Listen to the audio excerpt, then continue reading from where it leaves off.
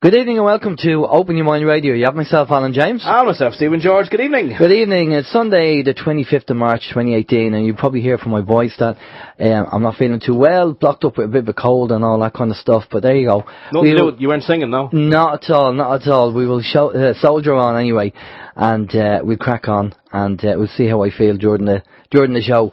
Right, our guest on the show tonight is a chap called Steve Richards, and he deals with dream healing. And Steve was on before. He was on last year. And we had a great show, great information from Steve. Loads of people said he enjoyed the information. So we're doing a part 2 with Steve. And we're going to catch up with Steve and see what he's up to. Now, he is planning to visit Ireland in April. And we'll find out all about that from Steve in a few minutes. But before we do that, let's find out what the communication channels are. Okay, communication channels this evening. The communication channels are email info@oymireland.com, by phone 046 927 1212, and you can also contact us direct through the OYM chat room. Yes, thank you, Mary. Yeah, the OYM chat room can be found on the website, which is oymradio.com. We're also monitoring the chat room there for questions, and also the chat room on peoplesinternetradio.com as well. And a big hi to everyone who's logged into both of the chat rooms. Other ways of communication, yes, you can phone us, 046 927 1212. From outside the Republic of Ireland, it's 00353 469 271212. We also have email, info@oymradio.com. And as we have said before, we do appreciate anyone who takes the time to fire us off a quick email, let us know what you think of the show, or just to say hi and let us know where you're listening in from. We also have on the website as well links to all the podcasts for your listening pleasure. We also have the links there for the anti-social media Facebook, also Twitter, and there's a couple of other applications there as well. The TuneIn Radio app, and I think the Radio Garden as well. We're on that also. So there we go. Brilliant stuff. Right, Steve, you're going to kick us off on our list. Yes, I am. Aisling, the lady that we have done some shopping runs before. People may remember Aisling. She does work for the homeless, and we've done a few runs with Aisling. Well, her father died during the week, so we want to send out our condolences to Aisling. We don't know what's going on, but the amount of people not being well or dying over the past couple of weeks, there must be something going on. Maybe it's something celestial. So if anyone has any answers as to why so many people are, just kind of popping their clogs, just stick that answers on a postcard and fire them off to us. Well, we'll be talking about that in a few minutes on Alan's Week. I'll be talking about that. The other thing is, during the week, talk about having a bit of a kerfuffle on Facebook. For a bit of fun, we did some photoshopping with a photo with Bono and The Edge. Have you seen it? Nope. Right, Bono and The Edge are holding a thing like that, right? And I don't know what was on it, but I got rid of it. And I said, tune in to OYM Radio, and apparently some people took it that was real, and saying, why are you getting Bono and Edge to advertise OYM Radio? They're really, well, I won't say what they are. You know what they are, and we think the same thing. Well, listen, it was a bit of a stitch up. It was a bit of a wind up for a bit of fun, and but thanks. If you were fooled by it, then my Photoshop skills are getting better. Happy days. But if you want to see it, it's actually on Facebook. You'll actually see the picture. So the next time we'll have some advertising. I'm thinking of getting Hillary and Lord Rothschild just to do a bit of advertising for OYM Radio. That'd be nice. Alright, so don't take it seriously, folks. It's only Photoshop. We wouldn't be getting these people to advertise OYM. For obvious reasons. Right, how's your week, Steve? My week's been fine. Obviously, we had a bank holiday last Monday, so we've been playing catch up and work ever since. So it's been kind of a mental week. I'm sure it's been the same for everybody out there. So commiserations to each and every one of us. The only thing that I want to mention very, very quickly is we did talk about the Philip Schofield, and I can't think of the lady. Holly Willoughby. We did speak of that interview where they actually had a lady on, and she basically cured, and we're saying the word cure because she said the word cure. She's curing herself of cancer with the cannabis oil, and she's done a great interview. If you haven't seen it, look it up. Just throw it into a search engine, ITV, or even Philip Schofield cannabis, and you'll find the interview. But I was I mean, I actually wrote it in here because I will forget about it. We've often said, if it's true, but it's not on TV, people won't believe it. If it's false and it's on TV, people will believe it. During the week, I spoke to several people about that clip, that little short interview. Not only did I speak about it, but I actually found it and I showed it to one or two individuals as well. And we've now got a third one to add to the list. If it's true and it's on TV, people still won't believe it. I kid you not, I couldn't believe it. I found the interview and I was telling some colleagues, work colleagues, about it. And the reaction was, that doesn't work. And I go, no, hang on, you're missing the point. It was on mainstream. Like, this is not, it's now kind of moved off out of the realms of conspiracy theory. It's now on mainstream. There are people who are willing to, come up and say it, and they're being given the airspace. So even though, like, during the interview, a man kept saying, you do realise you're breaking the law. You know, and she kept saying, well, I'm sorry, my health's more important, and the fact that I'm here, she was kind of happy with that. But, I couldn't believe, like, a lot of people that I did speak to, they still couldn't, the penny didn't drop. And I don't know why. I mean, we do what we do, and there's a lot of other people around there, and they're doing some great work, and they're trying to educate people. But not only when we educate them, but now when it hits mainstream, they still don't believe it. And I'm actually bemused as to why. Well, did you mention Viratuni, for example? There's another one. Yeah. I did. I actually said, I said, there's a woman who fought a case. She's got a license for medicinal use. She's been granted a license to use this product for a child. Yeah. And they still didn't get it. And one of them said to me, but there's no guarantee it'll work for everybody. And I says, but hang on a second, there's no guarantee chemotherapy will work for everybody. And furthermore, chemotherapy doesn't give a damn whether you're a healthy cell or a cancerous cell. It's going to kill you. Yeah. Plus 75% of doctors don't recommend chemo anyway. Yeah. So, I don't know. So, I mean, obviously now, even if it is true, and it's on mainstream, people still won't believe it. So, I don't know. I think that there's obviously something wrong to people. They've been conditioned too much over too long of a period. And I think we now need, it's now a case of where we actually do need a sledgehammer to crack a walnut, because, That's madness. Yeah. Cognitive dissonance again. Cognitive dissonance, big style. Anyway, there you go. That's kind of my gripe for the week. How was your week? Okay, well, before we bring Steve in, just a couple of things. I paid a visit to Trim Court during the week to support a couple who was apparently attending a civil bill repossession as requested on their paperwork. But guess what? There was no hearing because Trim normally have the hearings on Monday, and we went down on the Thursday, which was the suspicious side. Anyway, so it looks like somebody made a big mistake, or the banks and sisters are messing the couple about. This is not the first time I've heard about this. Plus, it was outside their jurisdiction because they weren't from County Meath.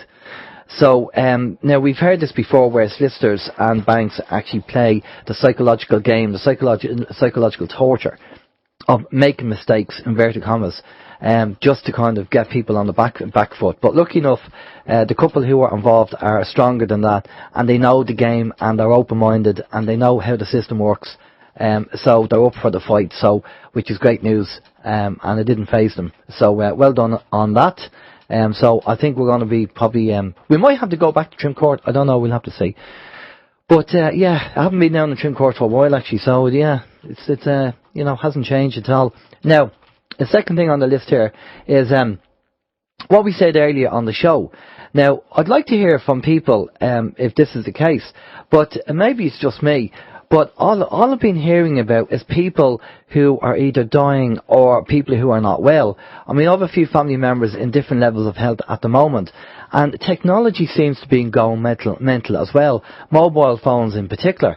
So if you have any experiences or any issues with this, and it's happening in your life, just send us an email to info@oymradio.com and let us know, because things are just like, we'll talk to Steve about this when we bring him in, but things are kind of going a bit loopy.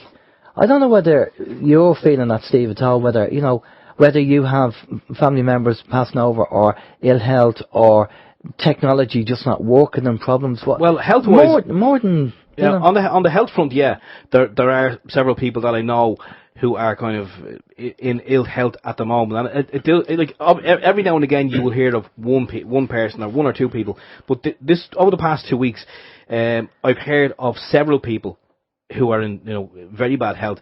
One actually died. Very very sad story. Very quickly, the lady woke up. She she's a relation of a lady that I work with. Her husband, she said he was fit as a fiddle, never sick in his life. He worked in Canada for the parks, something to do with the parks. So he was always outdoors. She said, getting plenty of exercise. I think he, shoveling snow and what have you. But she says he didn't turn in for work there last week, and his wife found him dead in the bed. Unbelievable. He went to bed, full of his health, no conditions, nothing wrong. Unbelievable. So there's obviously a reason. Now we know about the energies, and we were talking to Steve about this as well. Last week was the 18th. The planet was supposed to be hit with big energy wave, and then it was the 21st, the summer solstice. I think it was the solstice. The equinox. Sorry, the 21st of March was the equinox.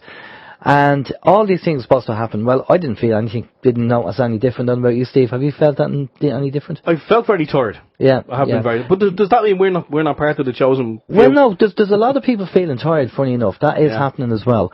So maybe again we'll speak to Steve about that. But so there's definitely something going on, but we don't know what it is. We haven't put our finger on it yet.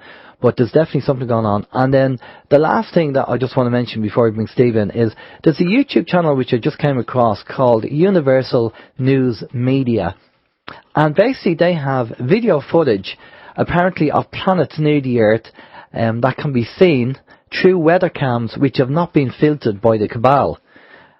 She also talks about the Sun Simulator and the mirror tech. The Sun Simulator, we've talked about this before on the show, where what we're seeing is not the Sun, but it's a Sun Simulator. And the chemtrails are there to hide, obviously, these planets that are in our solar system. And so I posted up a video on our Facebook page, actually, and showed you some of this footage.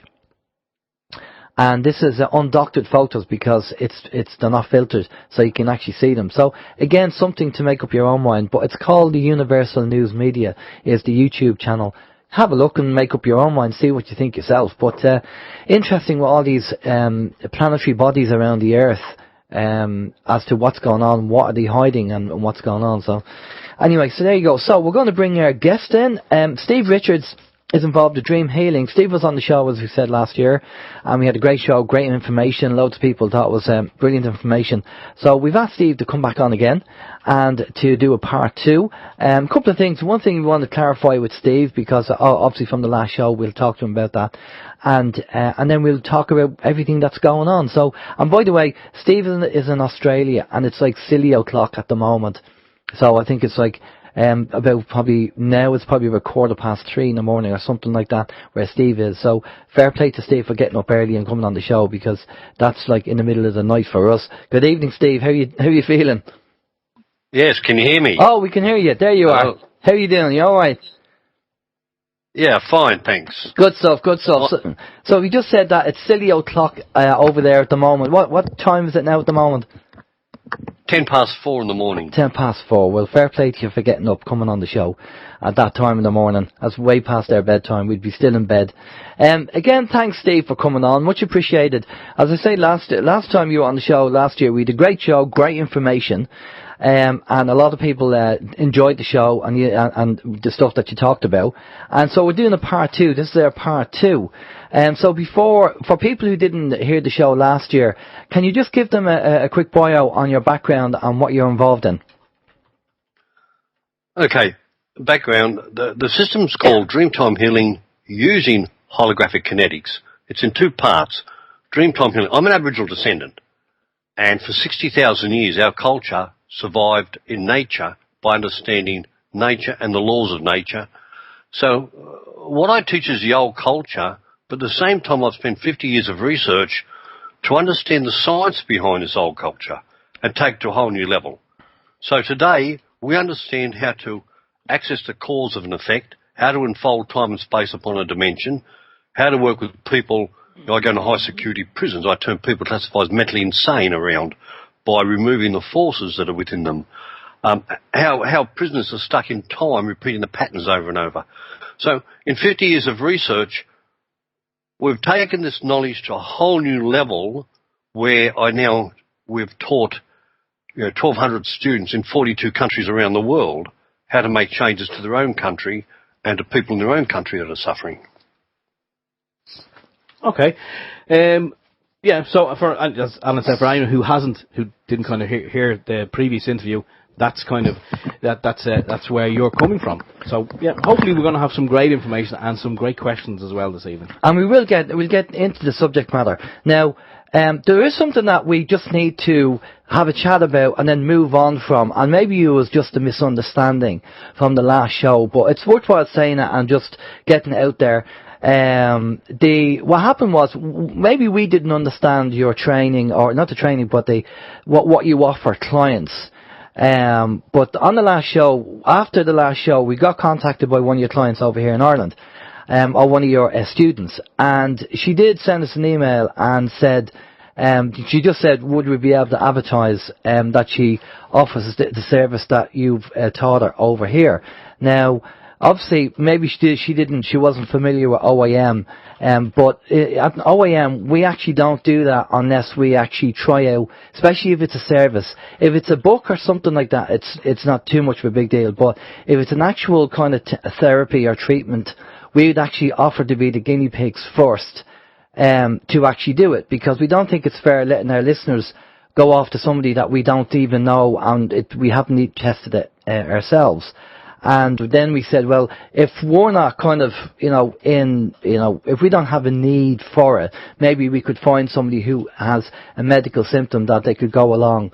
But for whatever reason, your student couldn't do this. She said we had to ask to do it. So we didn't understand that process, Steve. So maybe you can clarify what she meant by that, because I wasn't too sure what she meant by that. That she said, we couldn't just come along, we had to ask for it because it's something got to do with our soul, giving approval or something like that. Yeah, well, first I'll list one thing, and that is, I spoke on the show, and that was about the agreement you and me had to speak on the show. She just heard and rang up, and she is one of the students there in Ireland that I refer a lot of Irish customers or clients, let's say. I have clients all around the world, and 90% I send off to my students that are top practitioners in this field, and I send off to her. So she contacted you over that. Now, the key is that we must have a client contact us. Reason being is because we use law, and law is a universe in its knowledge. The first law, the one singular, is the law of intent. That person must make the agreement with themselves and their own spirit to want that session. Then they must contact the practitioner, and once they've made that agreement, then, yes, we can then start working on them. If the mother, and here's an example, look, I had a woman, she brought her 26-year-old son in, and her son had sliced both his wrists. She brought him into me for a session. I walked up to work on him, and bang, I got hit with a massive psychic force. I walked outside, drink of water, come back in. I said, that's a big boy. Went back in. Bang! A second hit. Went out another drink of water. Then I centered myself, 0.0. And I said, okay, what's going on? My spirit then said, he made an agreement with the entity to take him out. You have to enter the entity's game to get to him. Okay, my house, my rules, you're in my game, you're coming out. Went straight in, locked in the guy's eyes, went straight in, and I took out the entity. The thing is, if you've got something attached to you, and you don't request permission to come into the game, and I go into your game, that thing can jump me. It's the same as a house. Look, we just did a little girl recently over in Canada, and the little girl, massive, we surrogated her in from Canada onto the table into one of my students. We cleared her up, sent her back. Massive changes for the little girl, massive changes. And the mother sent me an email thanking me, praising me. She's at school. She came home from school that day after she'd been cleared, came home from school, walked into the house, and the next minute she's swearing like a trooper at the mother. She told the mother she's going to kill her, she's going to kill herself, and that night the whole family went berserk. Now the aunt was liaising with me, and I said to the aunt, I need the mother to contact me because I need to know what's going on. The mother contacted me, and in the last sentence, in brackets, because I'd put out for it, her spirit, in brackets, gave the keys. Before I bought this house, it was owned by drug addicts. Thank you. That tells me that they've brought in interdimensional beings into that house, and the moment that little girl went in, she was clear, she's what's known as vacant possession. But the moment she entered the house, she entered their game because they were there first, and they're trying to jump the little girl. So then we had to go in and clear the house, then clear the little girl again, and now she's doing great. Brilliant, brilliant. Well, no, that just cleared things up. I mean, as I say, it was just a misunderstanding. We don't advertise unless we go along as guinea pigs, because it's not fair on our listeners. And obviously, because we didn't say we want it done, she said she can't treat us. And that's fair enough. It was just a misunderstanding, but she has to understand that we can't advertise something that we haven't tried. Now, we did get a phone call from a girl who did ring us and said, oh, by the way, I'm going to see the girl up the north, and she said she'd ring us back after the treatment to let us know how she got on. And we said, well, that's fine. Give us a ring back, when you've done your treatment, and just, give us some feedback and let us know so we know. Now, I haven't heard back from that girl, so if that girl is listening, please contact us and just give us some feedback, that's all. And to let us know how the treatment went and how the therapy went. It sounds to me, Steve, that it's like these people are possessed. Like they've opened up the gateway, something's jumped in, and they're possessed, and basically the entity needs to be cleared. There's a whole range of interdimensional beings. What's happening in our world today is to understand you have a forward, you have a backwards, you have a left, you have a right, you have a high, you have a low. There's an equal opposite to all things. Just like there's a visible world, there's also an invisible world. And right now these two worlds are merging with each other. This is why there's so much mental chaos going on out there today, because these beings from other dimensions are coming through. But they need the wormhole to be opened. In other words, they need your permission to get in. So the universe has its own laws for balance, and nothing can invade the space of another without permission. So they get permission by getting you to drugs, alcohol, rituals, initiations, and a whole range of other things where you disempower yourself. By disempowering yourself, I mean disempower your spirit and give power to something outside yourself. And once it gets in, it doesn't want to take over. Now, at the same time, this is the end of the cycle. This is the end of conjunctions coming up in 2023. As it's the end of the conjunctions taking place, it's known as the harvest. Suicides are going through the roof. Because if these beings get in, they want you to commit suicide, because that means next cycle round they get your vehicle and you're in the back seat. They can't come unless they've got a vehicle. They need a body. Because they're low-level beings that have not earned the rights to take their own body at this stage. But if they can con you into not wanting your vehicle, so the moment a person commits suicide, they're saying, I don't want to be here. And these beings say, well, we do. That's a valid agreement under universal laws. Okay, just a question I'd like to ask you on that. We have, on average, over here in Ireland, about 2 suicides a day, give or take, because of what the banks are doing, and people getting repossessed and everything else. And there's a lot of people committing suicide, and Ireland has only 5 million people, so 2 suicides a day, it's like 2 747s crashing. It's just incredible. Now, is there a possibility that, either directly or indirectly, that their higher-ups are possessed in a negative way to push these people, and maybe they can sense their, because some people are more susceptible to suicide than others, and they can sense it and they push these people? I mean, is there a way that does negative entities that know who the people are who are susceptible to doing something like that? Look, it is so easy. We live in a world, and you've got to go back to the beginning. You've got to go back to the beginning and understand. The first part is man's ego is controlling him. But you've got to go beyond the ego, as an internal to an external, and an external to an internal. The external to the internal, so let's have a look at the little baby. The day the baby's born, it has the holographic memories of all of the ancestors through time. Now, we're dealing with instances like stolen generation, and we'll go back to find the cause-effect of the trauma, and here's a case of an Aboriginal woman that can't associate with the children. So we go to find out where that's from, and by accessing her spirit, it indicates it's linked to the great-great-grandmother. So I hereby command the spirit of the great-great-grandmother through the hologram of time come forward. And the next minute, the spirit of the great-great-grandmother's crying her eyes out of the person on the table. What's taken place? They've just come and taken my children. I can't afford to love any more of my children because I don't know whether to come and take the rest. She's shut down. Now, science calls this epigenetics. This has now come down the generational line, affecting all the generations. But everything is linked to a dimension of time. When that thought process was first created and captured free-flowing energy, it started up a dimension. Now, the dimension from so many generations is still active and growing, and if you're born under the dimension, you'll be governed by the laws of that dimension, for that is law. So therefore, she's governed by the laws of that dimension. So what we do is we unfold time and space and dimension, and the universe is maths and geometry. We change it to 7 and we put it outside time. That woman goes on working with the youth to become the very first Aboriginal Australian of the year for the changes she made working with the youth.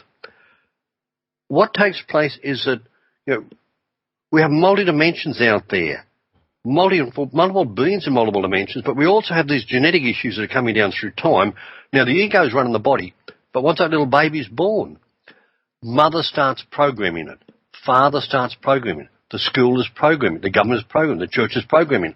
Everything external to internal captures free-flowing energy. That captured free-flowing energy becomes what's known as inverted electromagnetic energy flux. It spirals in to an atom, captures a little ball of light, spirals around it, it becomes the atomic structure, like attracts like, another atom comes together, they create molecules. It now comes from the invisible world to the visible world and locks in the cell as part of the soul. The soul are the programs that are running you constantly for their own survival. Every day, the manipulation of those programs in you as part of the soul that you've externally to internally taken on are running you. Now, the internal to the external is your spirit. We have forgotten how to communicate with spirit. Aboriginal culture for 60,000 years recognised the spirit of the trees, the rocks, the plants, everything in nature is alive and could communicate to the spirit of all these living things. And of course, our society would say, a lot of superstitions, a lot of rubbish, this doesn't exist. Well, I'll tell you now, our world's in chaos because it's forgotten about the internal world of spirit and the power of how powerful our spirit really is, internal to external. So, the external world to the internal world is the soul, and they are the programs. Man is so easy to program, and he's constantly getting programmed, and his programs are running him. Now, at the same time, he, through his free will, can open up wormholes into other dimensions and invite things in. You go and get drunk. That groggy feeling coming over you is you've got a defensive sheath around you. And once that sheath's lowered, then you're vulnerable to other dimensions that can enter.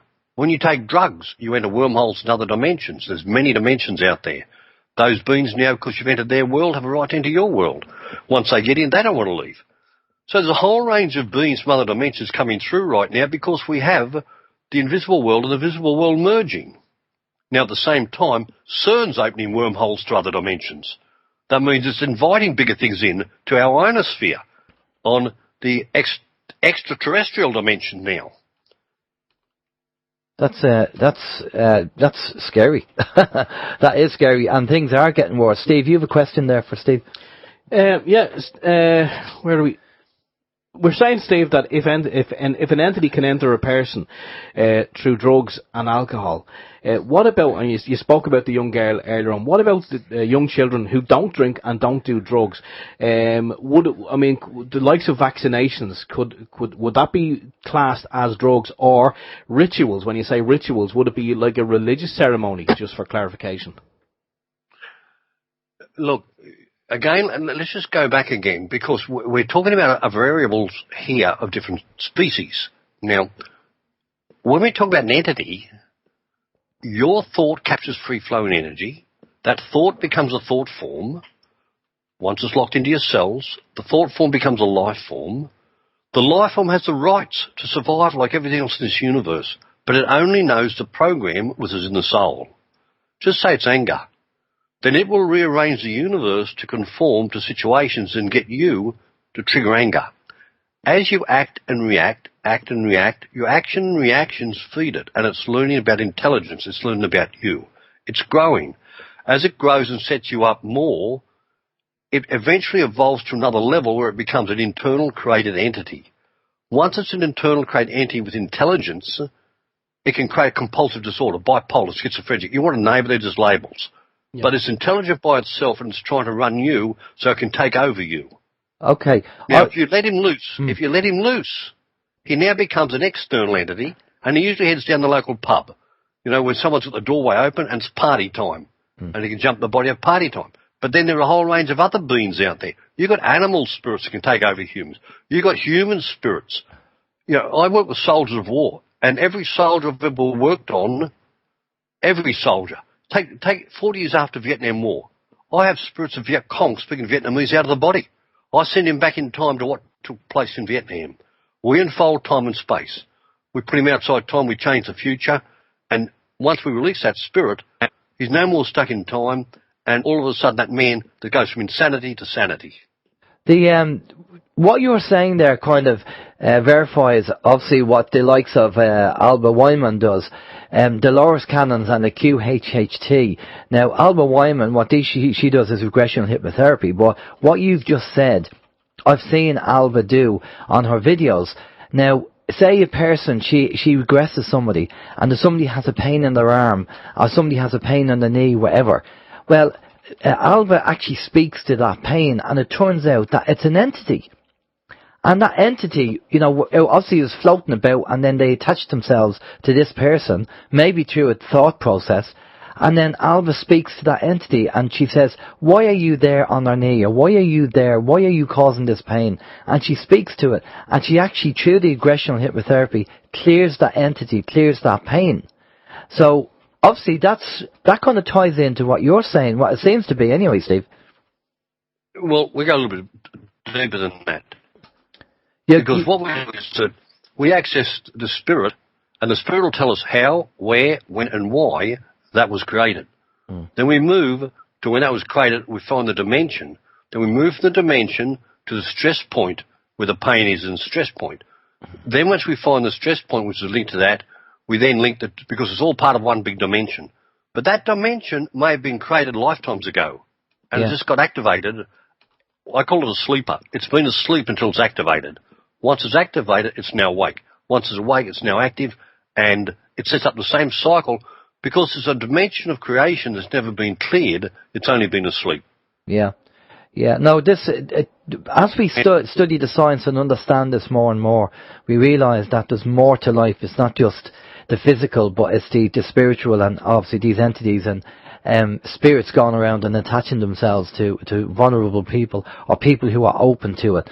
I know what you mean. Steve, you got more questions there?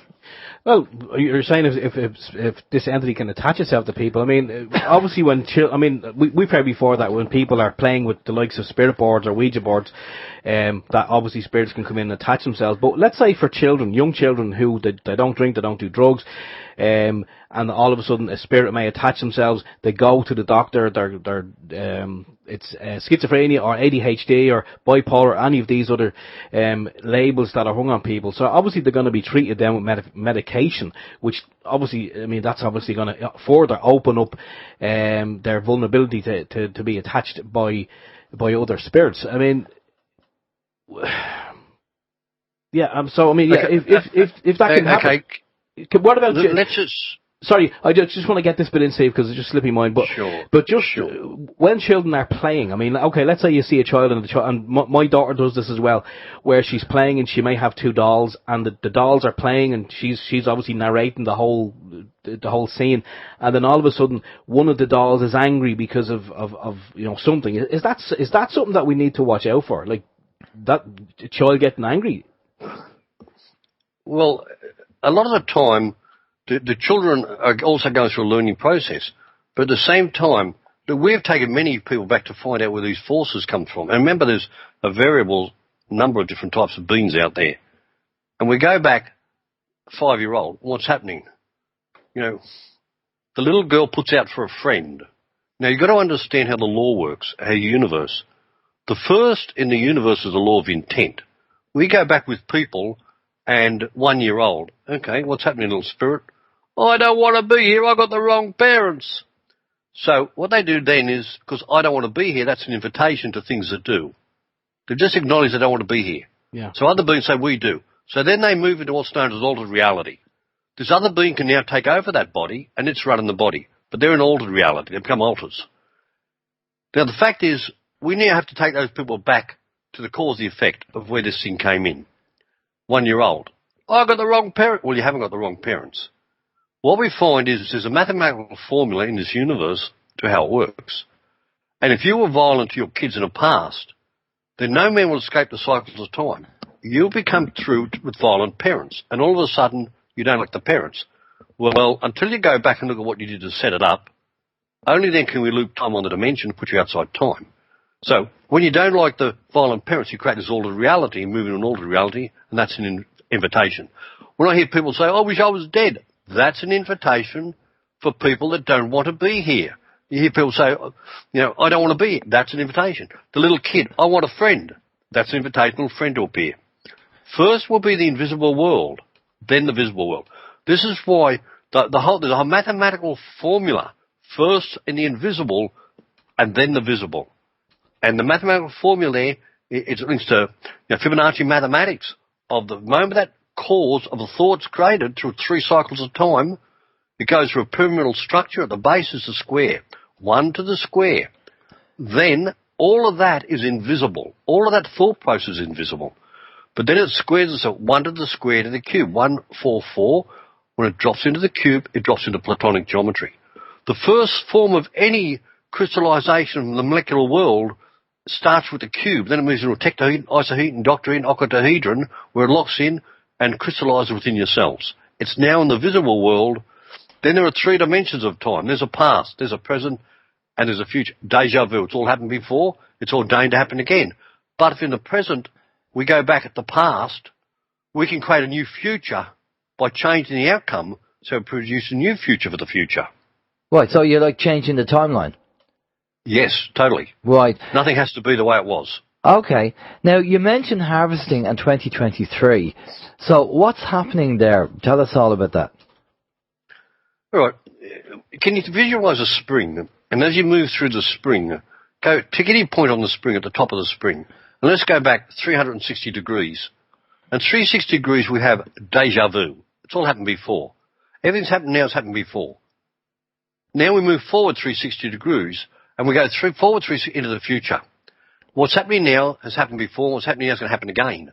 But as we move in this conjunction to the new future cycle, we have the ability in the present to change the past and create a new outcome for the future. If we do nothing, the same future cycle will happen again. So here's the big conjunction. We're moving to the new conjunction. As we move in that conjunction now, the invisible world and visible world are merging. And as they merge, other beings are coming through. Now, other dimensions. Our world is run by low-level beings. To understand that is the Aboriginal culture, when you go to Aboriginal culture way back in time, they actually came through another dimension. But before the Aboriginal culture came through another dimension, there was another species. And the species before that was the Yowie, Sasquatch, the Monster, the Yeti Man, the Gobi Man, big solid beast of burden, but he had no intelligence. He couldn't think. That's why they gene-engineered the humans. So let's go back to him. The Aborigines say, you'd never catch a Yowie, mate. He there 1 minute, gone to next, because he moved between dimensions.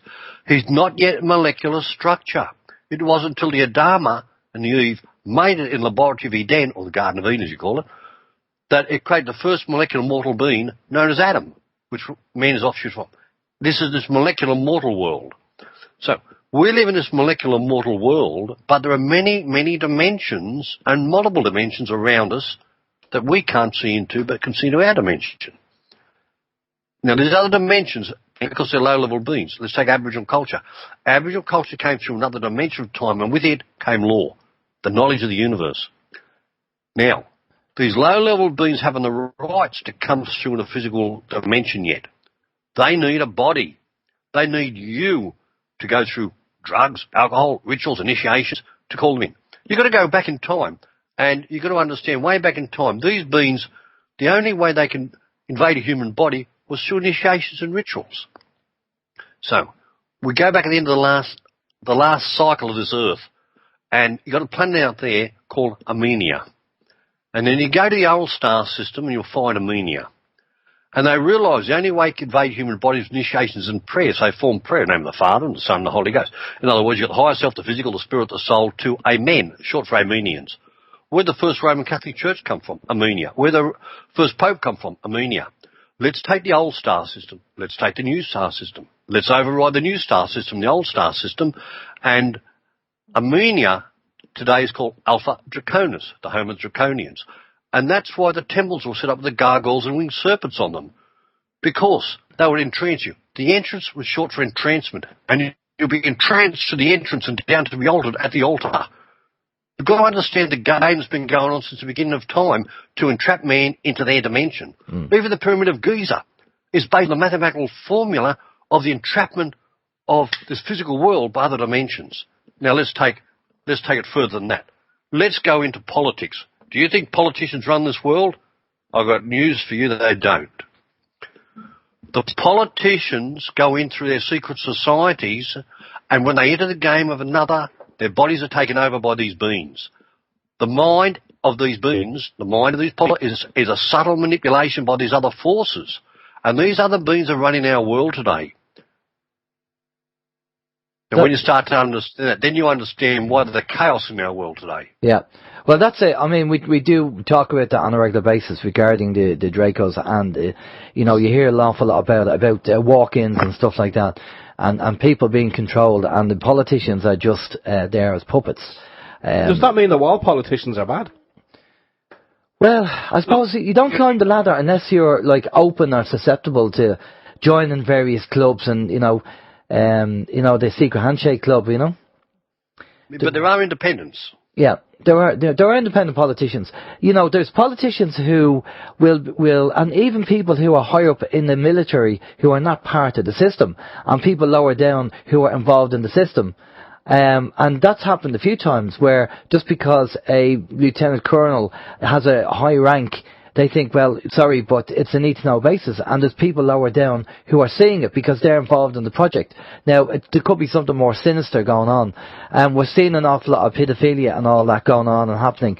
And, you know, it's just, the world does seem to be all mad. Now, we've heard an awful lot about this new Earth.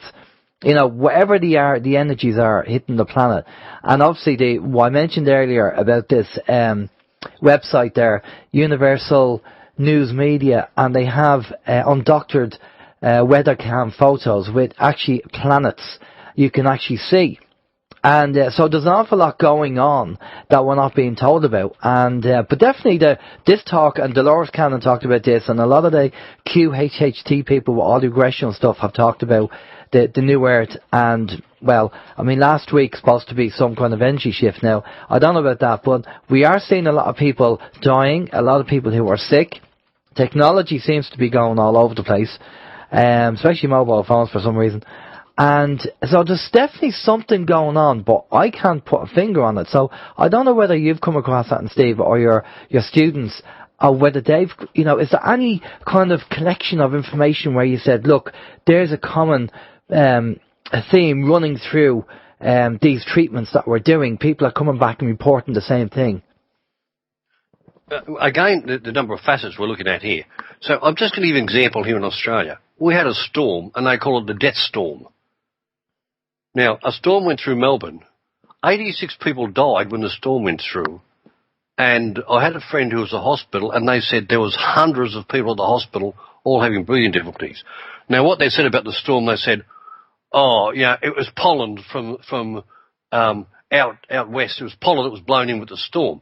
Well, my question is it genetically engineered pollen that is having an effect upon the human when they breathe that pollen? Because we know they're genetically engineering all these crops, and yet no one's looking at that. They just called the death storm, and, you know, said, oh, it's pollen that's blown in, which people are having, you know, they must have had lung problems beforehand, and, well, a lot of these people didn't have lung problems. Look, we know the genetic engineering of these plants today is creating new funguses, and fungus will kill a human. When it gets into your lungs, it's a fungus. And it'll multiply itself and it'll kill you. As simple as that. Now, we also understand, Einstein said, every experiment we did was influenced by the observer in the room. Okay, so let's go back. Let's look at all these immunisations. Somebody's creating them, and what's the thought process? Because everything in nature is alive. That thought process in that particular immunisation is a life form. It is going to reproduce itself once it gets into that person with whatever it is that it's been programmed to do. You know, look, we had some information the other day, and it was mind-blowing stuff, to look at the research on how they research some of these immunisations. They don't do any research whatsoever. But what they're saying is, well, we'll gather our research by the year 2022, and then we'll look back and we'll know how that research worked. Well, how many kids are going to be taken over through autism? How many kids are going to have different illnesses because of these experiments governments allow without doing any proper research into the outcome of these experiments till 2022 when it's too late? And that's part of Agenda 21. Yeah, yeah. obviously Agenda 21's rolling out. Now, the big thing, obviously, at the moment is people are talking about the rollout of the 5G and the radiation of 5G and the issues and causes. The issues that is going to cause with health problems and everything else. People are already suffering that are in locations where 5G is rolled out. I don't know, with all this that's going on a planetary level, it just seems that there has to be some kind of pinnacle that we'll have to get to some kind of time. I don't know what time it's going to be. Maybe it's 2024 or 2023, but maybe further down the road. But we're going to get to a time where the whole system will it's going to collapse. If nothing's done about it, then the whole system's going to collapse. Now, we did have a guy on, I'll have to think of his name, and he was an expert in the weather and what's going on, climate change and everything else. And he said there's a lot of billionaires and millionaires actually moving down to the southern hemisphere, like New Zealand. And who's your man from Apple again, Steve? What's his name? Steve Wozniak. Steve Wozniak is actually moved his family down to Tasmania because they said it's going to affect the northern hemisphere worse than it's going to affect the southern hemisphere. What's happening because of everything that's going on. Now, we did mention there before we went live, which is quite interesting. People talk about the expanded Earth theory and the fact that the Earth is expanding and growing.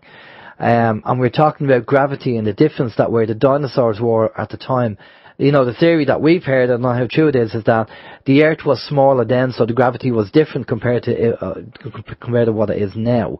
So tell us again what you said there before the show, Steve, about your thoughts on that. Okay, well, Aboriginal culture has always been aware that everything in nature is alive. And Gaia, Mother Earth, is alive. And we are here, our culture is here as a caretaker to take care of her. But what happens is if you take Australia and shrink the world down, Australia will fit up into the corner of Africa, and then America will fit down the corner of it, and it's all linked together. So what happens is the Earth's a living entity itself, and it grows. And just like a child, every now and then a child goes through a growth spurt. So when the Earth goes through a growth spurt and accelerates out, it moves into another dimension. Every 40 feet is another dimension. Every now and then we have these growth spurts. So over the millions of years, this Earth has expanded, and she's ready for another growth spurt. And when she does, we'll move to another dimension again. And when we move to that dimension, that'll be a new world by moving to that dimension. If you've got to look at our world and understand what's really going on, we see that our world has been a round world, but it's not really round. And you look at the North Pole and the South Pole, and there's a hollow right through the middle, because it's like a donut, because it's a torus field. Like everything's a torus field in the universe. But in that torus field, inside are other dimensions, multiple dimensions. Why do you think the military are controlling both ends of the poles? There are other worlds, other dimensions, and that's the entrance to them. Right, I'm just visualising the Earth now as a donut with the torus fields. Now, I've seen that photo on the internet before and what it looks like. But it's quite interesting if you see the Earth as a donut as opposed to just a globe. And of course, you'll have the argument, you're going to have your flat earthers out there saying that, well, it's not a globe, it's flat. That's another argument for another day, I think. But there seems to be an awful lot of activity in Antarctica anyway. So there's something going on there. Well, there are other beings that they've found, total new dimensions, which they've captured. It's very fascinating because, you look at an octopus. And look how an octopus can blend into its surroundings, and you can't see it because it blends perfectly into the surroundings. And you go back to the shooting that took place in Germany outside McDonald's, and watch the guy morph out of the wall. Okay, then you've got to go back 3 years ago to France, I think it was, it captured this thing in Antarctica, and America sent in all these ships to stop it and take it off the ship. China came in, Russia came in to protect it because they had it. And the hackers were in on the communication, the radio. And on the radio, they're saying this thing shape-shifting into different forms. Now, it wasn't until about 6 months ago at Antarctica, and 3 American divers were killed by this thing, and they captured it. And this thing not only is like an octopus, but it can actually morph into different forms. It's a whole different dimensional being.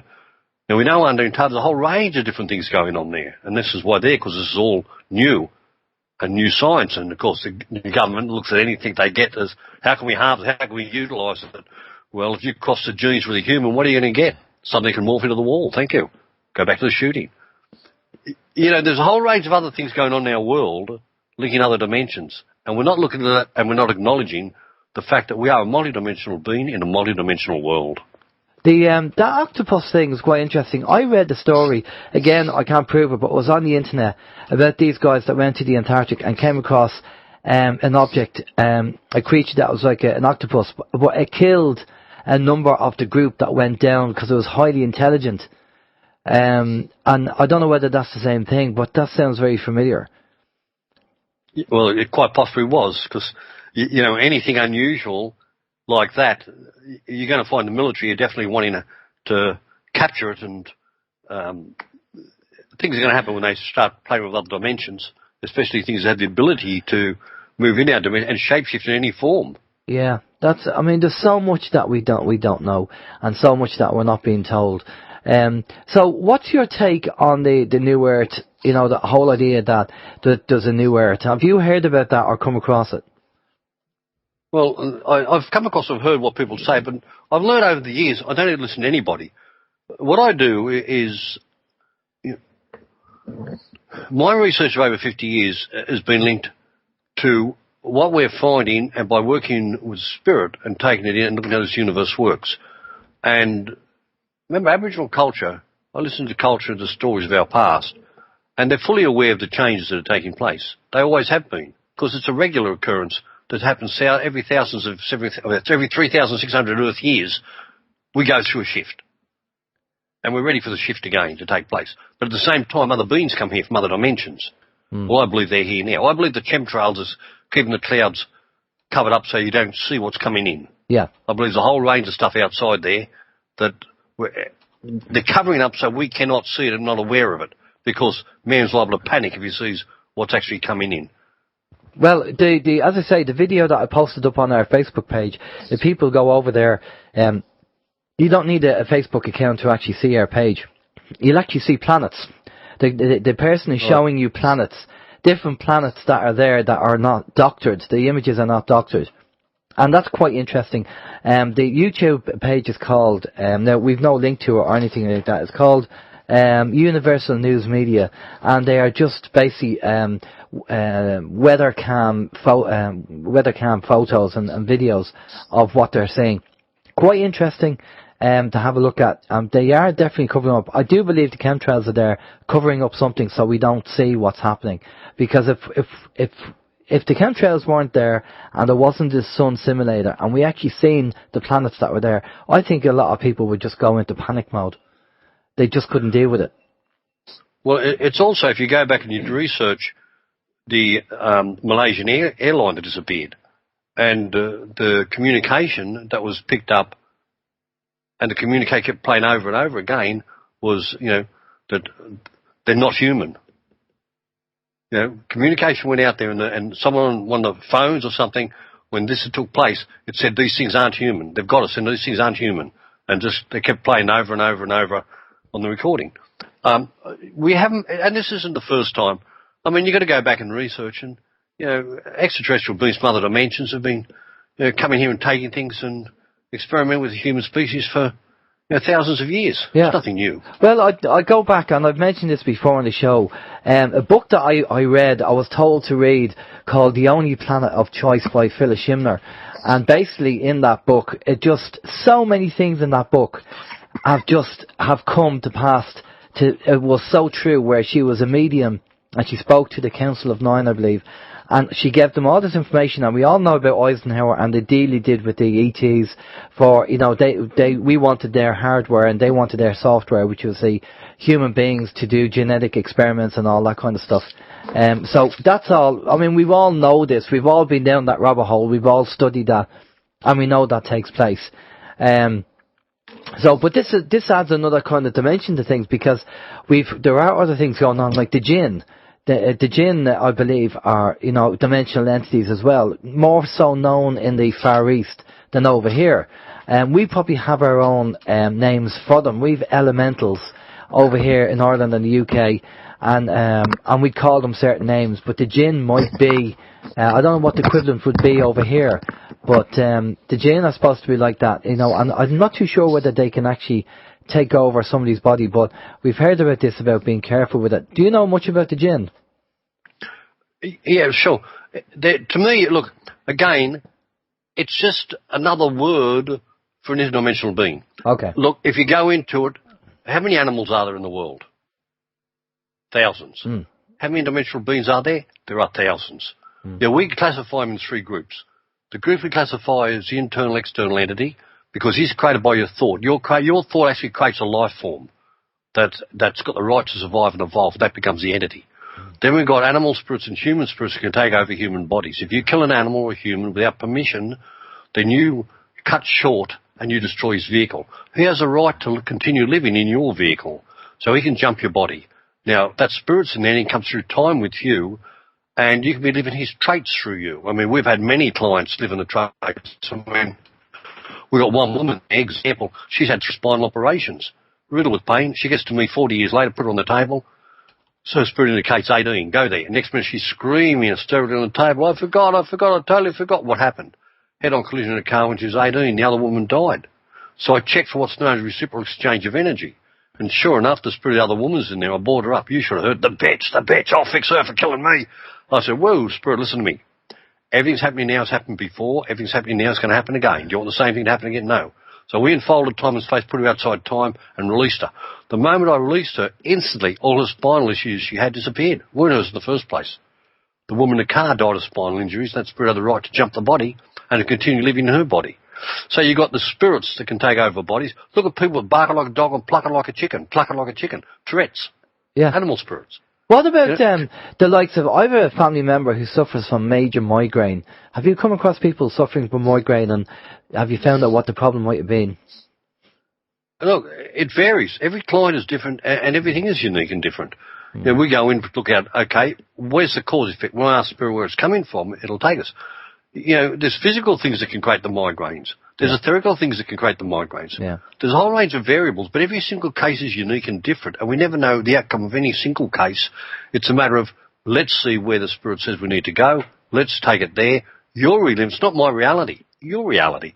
So we're sending you into your reality that you've created, so we can assist you to change that reality for the future dimensions of time.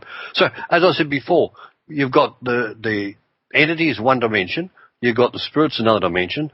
Then I classify the reptilians, the draconians, the gull, they're all under one because they're a controlling species of our world. They're a major controlling species. Then you've got what I call others. And on the others, there's hundreds of different species. You know, we've found things that are pure energy. They don't have a body. They're just balls of energy with a consciousness. And we had them come through one day. They shut down the phone, the TV and the computer of an apartment 10 stories up. I was going to clear Rottnest Island in Western Australia for the elders, and the woman whose house I was staying, that morning, I was about to leave, the daughter's house, everything got shut down. So I said, all right, someone's trying to communicate. We'll go there tomorrow. So the next day we went there, and what we found was this energy ball. It was intelligent. These beings were very intelligent. And when I asked, why did you shut down the TV, the phone, the computer? They came through the surrogate on the table and they said, we didn't. We were here first. And all of a sudden I realised that they live on this ley line and this is their dimension. But this unit's come up 10 stories high into their world. And they said, we want you out of our world. So I said, well, how can I do that? And they said, move the ley line. So I had my student focus on the ley line and we moved it about 1 kilometre out over a golf course. And I said, is that satisfactory? They said, yes, thank you. Yeah. So, yeah, we have many different worlds that we don't see on different ley lines. Incredible, isn't it? Incredible. Yeah. I have to say, when it comes to energy possession, I did see one of these paranormal survivor programs, which they're interesting to look at. And one was the true story based on a priest who actually was interviewed on it. And he said that he was the priest in the church in the Vatican, who was the exorcist. He was retiring, and this young priest was selected to be the new exorcist. And he wasn't too happy about being allocated that job, but he had to do it. So he had to fly over to Rome. And he said, and I have the actual, I can send you a link to this, Steve. You can download it and have a look at it. It's very interesting. So he goes into this old guy, this old priest, and they go into this room, and the young guy, so the old priest said, just sit there in the corner and watch what I do.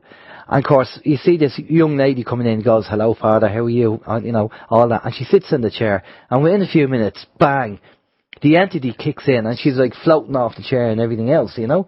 And the priest has gone around doing his exorcism and doing what he says. And then she comes down, and then she, after a few seconds, a few minutes, she wakes up. And she goes, oh, thank you, Father, same time next week. And out she goes. And he said, for the whole week, people were coming up through the door, sitting down, the same thing happening. Wow. And he was kind of blown away with this. And then he goes back to the US, and there's a house that has it's possessed, and he has to go in, and he has to, you know, do what he needs to do. And he said, oh, I wasn't too confident about it. It's quite interesting to watch it, and to see this. But it goes to show you, you know, I'm a spiritual person, as is Steve. But, you know, there's spiritual people out there that just don't understand about the negative. And one lady, I will say, if this is going back, probably about 12, 13 years, she was teaching people spiritual development. And she actually said, oh, you don't need spiritual protection, because if you don't think negative, you don't need it. And I'm thinking, how irresponsible is that, to turn around to people to say you don't need spiritual protection? Because you have to have that, because all these entities, as you're saying, Steve, are all out there. And even if you don't drink or smoke and take drugs, they're probably still trying to jump into you anyway, or try and get in or affect you in some way. So you have to have some level of protection, and know about it. You have to know your enemy to, you know, protect yourself. I don't know about, Steve, you've come across psychic attacks as well. I've had a psychic attack in the past. It's not very nice. What's your understanding of things like that? My key to the whole, as I said, I've taught 1,200 students in 42 countries around the world how to deal with these forces. And the key is awareness. You've got to understand the game, and you've got to understand the awareness of what you're dealing with and how you're dealing with it. If you don't understand what you're dealing with, yes, you can enter their game, and if you enter their game, then you submit laws to the game and you can be taken over. You can have houses that things can be in, but if they're there before you're there, then you're entering their game, and therefore they can jump the body. You really understand how the game works and how to control the game, because there's actually a mathematical formula for controlling the game. And once you understand how to apply it, it works every time. You know, I look at the priests and the exorcists, and I think, God, that's old-fashioned. If only they knew the keys, they could clear these things in one session off a person. You know, we're doing it constantly, and it's nothing to have people throwing contortions. In the early days, my God, when I was teaching in the early days, it would be nothing to have a class full of students and have a third of the class throwing contortions, these things, screaming and sitting up and spitting and hissing at us as we take it. Nowadays, look, we hardly get into that anymore, because as we've grown, as the entity itself of holographic kinetics itself has grown, these things won't even come into the game, because they know they're going to get taken out. They'll stay right away from it. So when clients come to us, the moment they make the decision to come to us, I can guarantee they're going to get stirred up before they even get here, because what's in them doesn't want to be homeless. But the moment they come here, we start working on them, we'll find the things in there, because the spirit will tell us what's in there. But we'll go back to the dimension that they opened, when that dimension was first created. Now, some dimensions could have been 30,000 years ago where you're doing rituals. Every lifetime you're born out of that dimension, so you come by the laws of that dimension. So these things will come through every single lifetime, till we go back 30,000 years and we change the past to the present, we close off the wormhole to that dimension, and they cannot get back into that dimension. And we then move them. Okay, so question for you there. These entities obviously seem to be quite clever and are, you know, looking around for people to affect or jump into. Are there some people, I mean, would you say that aware people who know about these are the people who probably they would keep away from, or they wouldn't be interested in? Because once you become aware of something, you know, like the difference between overt and covert, you know, if somebody is covert, somebody's watching your house, and they're covert, and you don't know they're watching the house, they could stay there as long as they want, because you don't know about it. As soon as you know they're watching your house, then you can actually do something about it, and then the game is up. So would these entities be the same way, that once they know, you know, that you're aware of them and they're around, and, you know, you put in place your protection or whatever you want to do there, that they are looking for easy people to jump into? Everything in this universe needs to be fed. And what feeds it is its frequency. So, if you're going to be feeding it by having fear online, if you're going to be feeding it by calling things in, then yes, you're going to be a target. But the moment you become aware of this game, that's a different story. Because they know you're not going to feed them. And if you're not going to feed them, then they're going to go somewhere else for a food source, don't they? Exactly, totally. And what we say all the time is, when people turn around and say, oh, it's fear porn, look, we only see things as information. It's not negative, it's not positive, it's just information, and treat it whatever way you want. If you perceive it as fear porn, then guess what? It's fear porn, because that's your perception.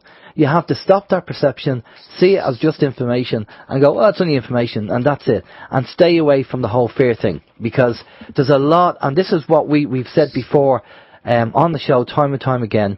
There's a lot of crap out there on the internet, and a lot of it is all about putting people in fear. Nibiru is going to hit the earth and it's going to destroy the planet, and wherever the next major catastrophe is, I mean, this is what they do. They want to put people in fear. See it as information. And if something happens, then deal with it if something happens, then deal with it there and then. But don't have it on your mind or dwell on it or anything like that, because you're only making it worse for yourself. That's what we kind of say to people. We're going to go off to the questions, Steve. We have a few questions that are coming here from our listeners. So, over to you, Steve.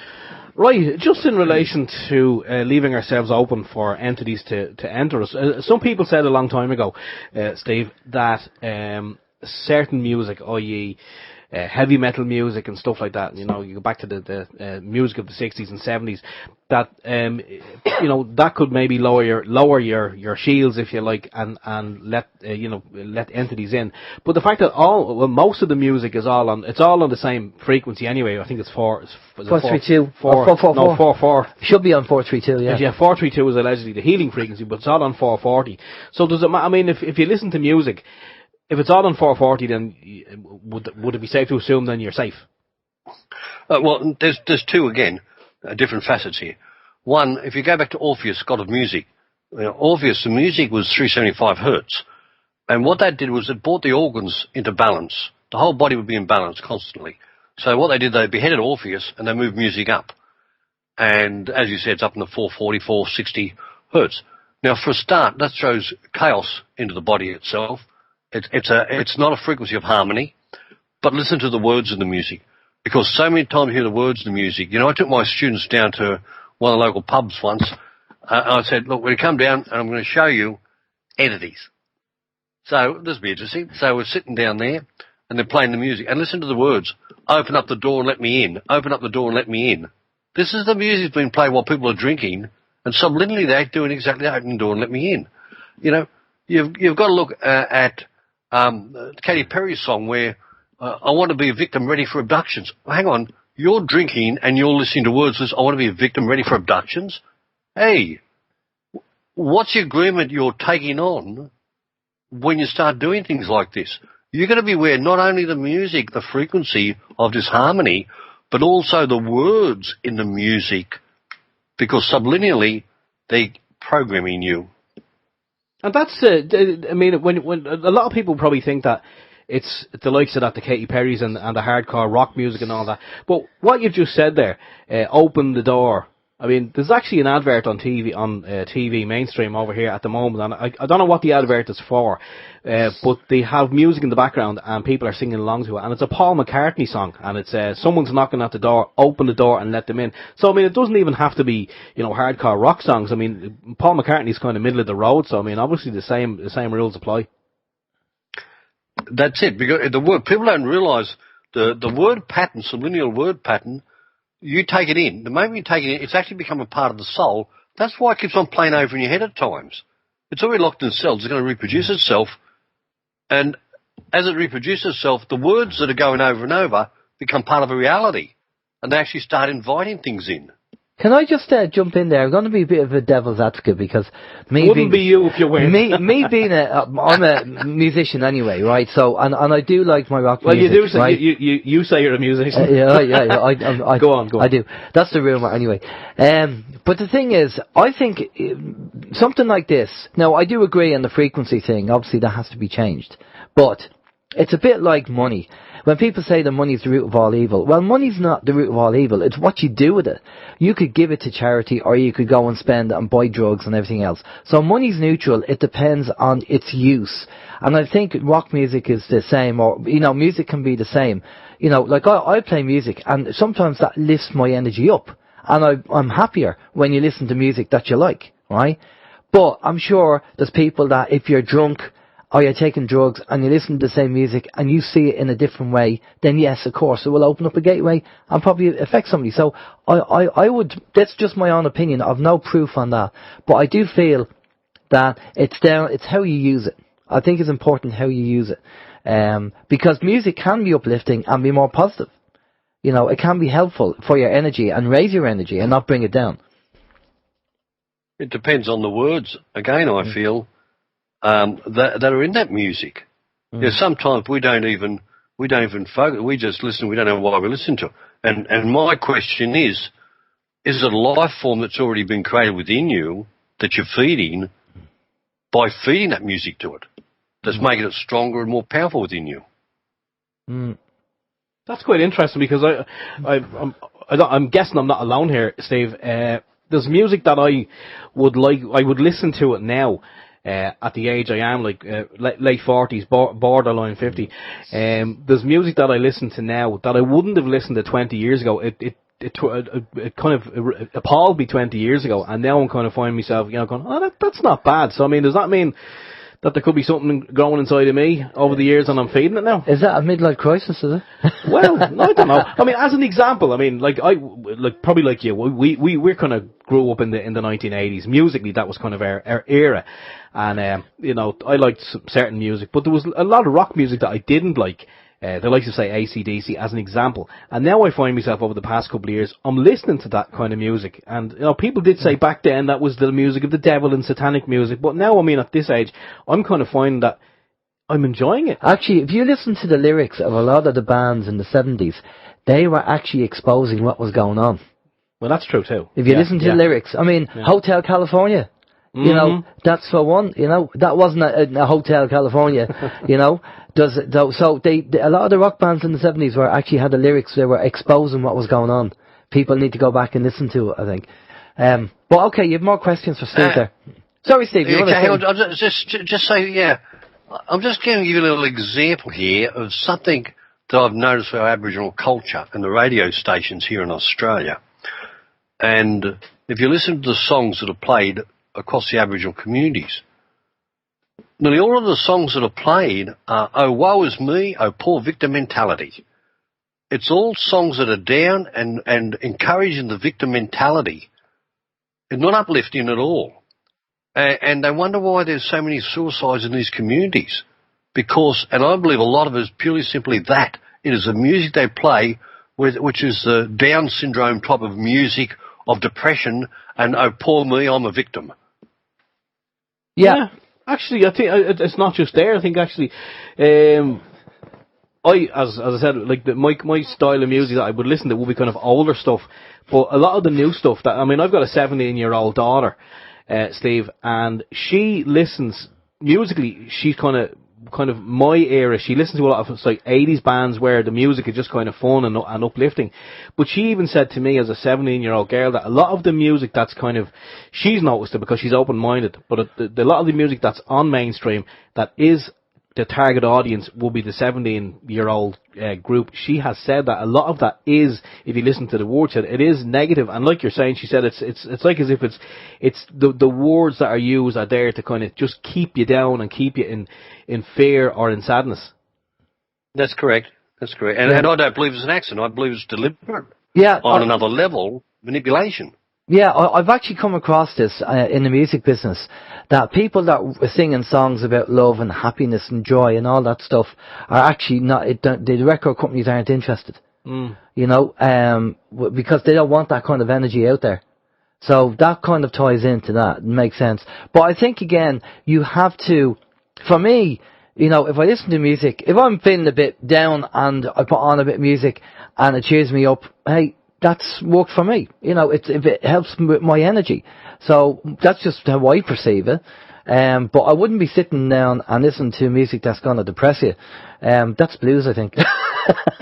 Sorry for them. Sorry for all them people listening to blues. What's wrong with blues music? Blues is okay, but that's He's fine. attacking- It's a bit. he's attacking blues. It's like, you know, when I was asked to play some Pink Floyd stuff, and I thought, no, sorry, it's too depressing. You know what I mean? You really have to be stoned to listen to that, I think. And I said, no, I'm not interested. Sorry, you have more questions for Steve there. We do. Can we protect ourselves, Steve? I mean, some people are saying, you know, okay, if we know that there's so many ways which the body can be jumped by spirits and entities, can we protect ourselves? And as an example, like, can we use crystals, stones, obviously prayer, maybe, I don't know, something like that? Or does it have to be kind of meditation or some other way? But, I mean, if we had young children and we were worried about them, as an example, how could we protect ourselves and another? Let's say the other person who wouldn't be into prayer or anything like that. Can we protect other people as well as ourselves? Okay, you're not going to like what I'm about to tell you, but I'm going to tell you anyway. Go on. The moment you need to protect yourself, you haven't got it. You're already into fear. It's just the fact you have to protect yourself.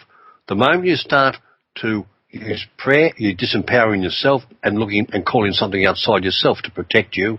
And the only person that's really going to protect you is your spirit. Yeah. But you haven't told it to. What happens? Your spirit's giving you everything you want.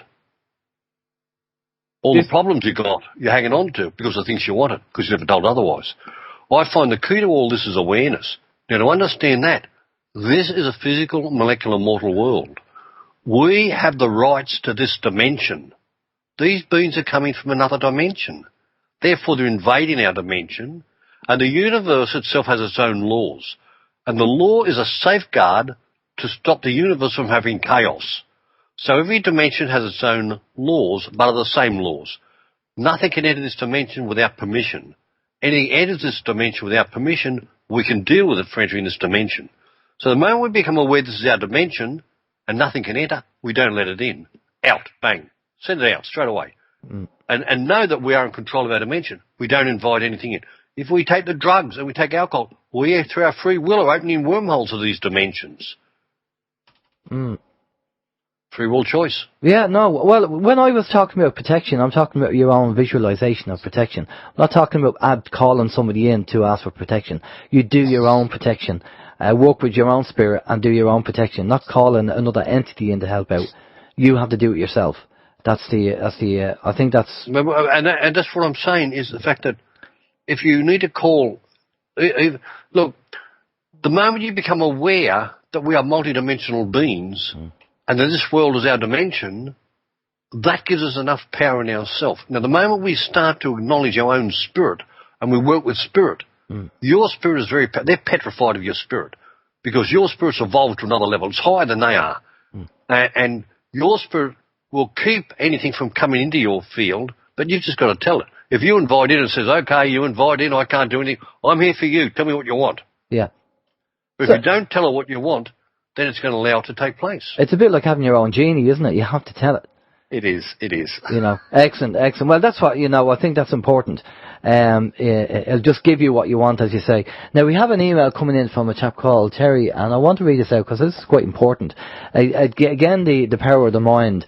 And Terry said, just over 4 years ago, while visiting a doctor due to ill health and my wife's insistence, the doctor, after checking me, told me I need to go to hospital urgently. I was rushed to hospital and wired up, etc. To cut a long story short, I was told that only one of my 4 arteries was working and I was too weak to have open heart surgery. After the total 5 or 6 weeks, no operations, they stated they gave me the maximum of 2 years to live. 4 years on, I'm still here, living a normal life, cutting logs, hedges, trees. Why? Because I use my belief, mind-healing thoughts and bloody mindedness to show that you can heal yourself with positive attitude. And I'll never give up attitude. Just believe in yourself and visualise your body healing itself, which I'm a big believer of. I fully agree. The most powerful thing in the world is the mind. And if you believe, you know, whatever you believe in, you're going to manifest, because molecules will conform to your reality, or the atoms will conform to your reality to change the molecules. Now, if you look at Dynamo and Chris Angel, what do they say? Believe. The most powerful thing is your belief. But you've also got assumptions and beliefs. And they can be, when we're dealing with clients, I teach my students how to deal with assumptions and beliefs, because your assumption and belief can actually limit you because you assume it to be, you believe it to be, then you create a reality of that belief system, and how can Spirit show you where it's coming from? I had a lady in from France. Cop this. Here's this lady coming from France. She's 22. She's on my table. I accessed. The next minute, she's physically metamorphing on my table. So I've got a 20-year-old woman on my table. Next minute, I've got an 87-year-old Chinese grandmother curl up speaking to me in Chinese. Spirit, go back to cause effect, agreement, entrapment of this force. Bang! She's sitting up. I'm a Roman Catholic. Reincarnation doesn't exist. Now, her assumption and belief instantly overrode her spirit. How could her spirit show where it's coming from when she had an assumption and belief that's going to override it? Yeah. So I said, come back in 2 weeks' time. 2 weeks' time, I had one of my students there. I surrogated into one of my students, sent him back in time to see where this thing came from, and we cleared it and took it out. Well, it's funny that you should say that reincarnation, because apparently the church did believe in reincarnation up to the 11th century, and then they took it out, you know. So, again, it's all not just about belief, but, you know, finding out the information, to see what's right and what's not right. You know what the church is like anyway. Now, That's right. I think it's very important. The mind over matter thing, what you're saying is very important. We have to be careful of our thoughts because of what we create, because as you say, thoughts can be created. Every thought we ever have captures energy and locks in as a thought form and eventually becomes a life form. Yeah. Now, we can let go of it in 1 second, or we can hang on to it for lifetimes. Mm. The choice is us, and the universe says, it's up to you. If you want to hang on to it for lifetimes, go ahead. If you want to get rid of it in 5 seconds, go ahead. It's up to you. How do you do a cleanse of your thoughts? Is there a way of doing that, Steve, where you can just sit down and maybe meditate and go, right, I want to do a reset on all my thoughts and just, you know, get rid of them? Look, sometimes you can be driving along the road and all of a sudden you see something and bang, it'll bring up a thought. Now, with myself, many occasions I'm driving down the road and bang, and all of a sudden brings up a thought, and I go back to some of the stupid things I did as a child or as a teenager. I mean, the amount of times I should be dead is not funny. And I say, whoa, I don't really do that one anymore. I look at it as I'm driving along, take a big breath, I blow it and I say, Spirit, clear that one, thank you. And I'll replace that moment of time how I'd rather that moment of time. Right, I've actually heard this from the QHHT people. And what they're saying is, if you go back to, say, a bad memory that you had, you can actually reprogram that by visualizing what you really want to happen at that time and then changing it. So every time you think of that, it'll actually be thinking of the good thing that happened and not the bad thing. Well, that's right. You're changing how you want the moment of time. So the program's very easy to deprogram and reprogram. You know, man's been deprogrammed and reprogrammed for years, and you know, when you start doing with hypnosis, all you're doing is deprogram and reprogram the soul. Yeah. But you can go beyond that, because remember, everything has a creation, and you can have the trauma does not belong to the soul necessarily. That trauma might belong to the spirit. Yeah. And if it belongs to the spirit, then the spirit has to go back in time and change that trauma. I had an episode where I got a model in Europe, and she gets up on the catwalk in front of thousands, no problem, but every morning she wakes up with anxiety. So she came to see me. We go look at the anxiety. The spirit indicates 16. Thank you. Next minute she's back at 16. I remember. I had a friend come and stay and sleep on the lounge room floor, and I felt something happened. Thank you. I remember is the soul. The soul is remembering the experiences. I acknowledge that. Spirit, come forward. Spirit, what took place? He drugged the body and he raped me. He drugged the body and he raped me. I couldn't wake the body. The spirit had the trauma because it couldn't wake the body. The body had no memory of it because it had been drugged. Yeah. So they're two different things. And if you go in religion, it talks about the spirit, it talks about the soul, it talks about the two different parts that we are. And, you know, when a ship goes down, they pray for the souls of the dead. The bodies of the dead. You know? And the spirit departs. Do you understand? There's a total difference in the two of them, and you've got to understand that we are multidimensional beings with many different parts. Yeah, no. And each part has a whole different role. Totally understand it. I'm going to go off to the questions. We have a lot of questions come in. We're going to have to go through them. We might have to quick fire them over to you, though. Steve, do you want to shoot through them questions there while you're talking away? I'm trying to multitask here. Okay, I want to go try and get the most relevant question, because we do have a few going back. Just in relation to protecting oneself, can holy water work to keep bad ETs from dwelling on my thoughts? If you believe it'll work, it'll work. Okay. And you spoke earlier, Steve, about the car crash and one kind of soul entering the others because I had the right to enter that space. If a soldier kills another soldier during war, but that soldier is told by a higher up, by a commanding officer, whatever, that he must kill this other person. If he kills the other person, do the same rules apply? Does the soldier who has been killed enter the soldier who killed him, or would it enter the commanding officer who gave the order? The soldier that killed him, although he's carrying out orders, he still killed him. So because he killed him, that spirit, and of course you've got to understand, if that spirit's intent was to kill the soldier, or if the spirit wasn't going to kill the soldier, but he was ordered to kill him, and he killed him, there's a difference.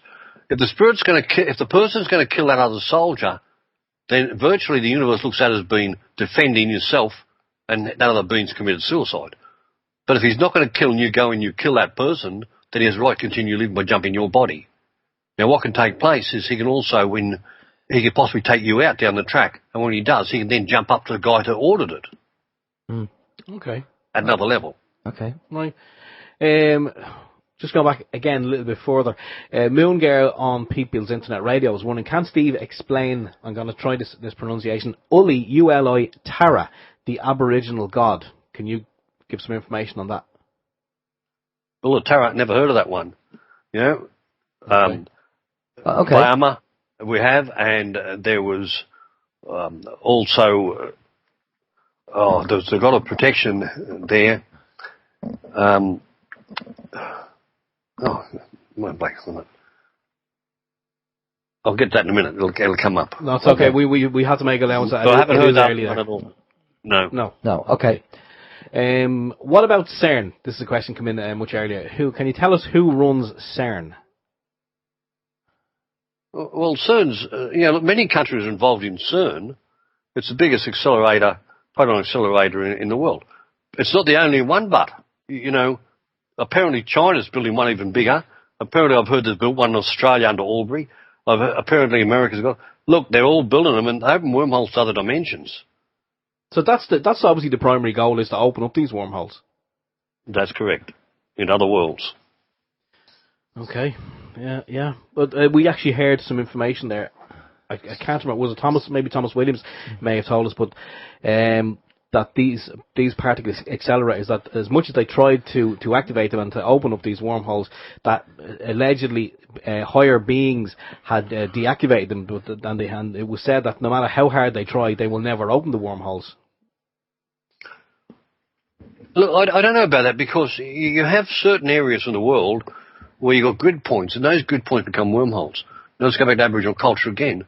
They would get rocks and put a circle on one of those grid points, and that grid point will become known as a Burra circle. By the way, the question before Wangina. The Wangina was the spirit of protection. Okay. And when they put these rocks around, they would create what's known as a Burra circle. And they can step into a Burra circle, and they can disappear.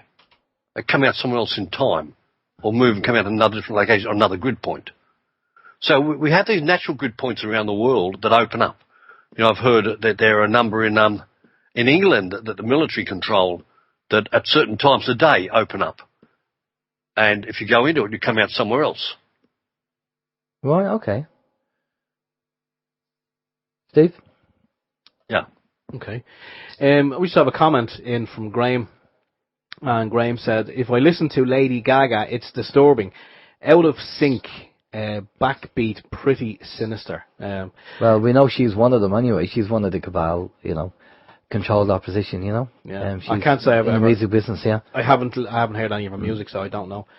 And I'm just going to read this now because I thought it was quite funny. But Graham says on PIR chat, he says, knowing my luck, if reincarnation is real, I'll come back as me.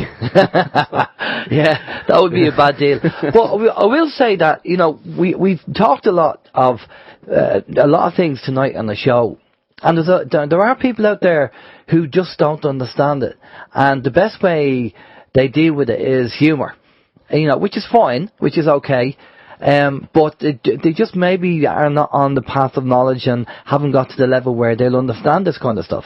What would you recommend or say to them? Look, my thing is you just plant the seed and walk away, and their own spirit will start to awaken them up. as it awakens. Remember, it entered a body into amnesia. It forgot who it was.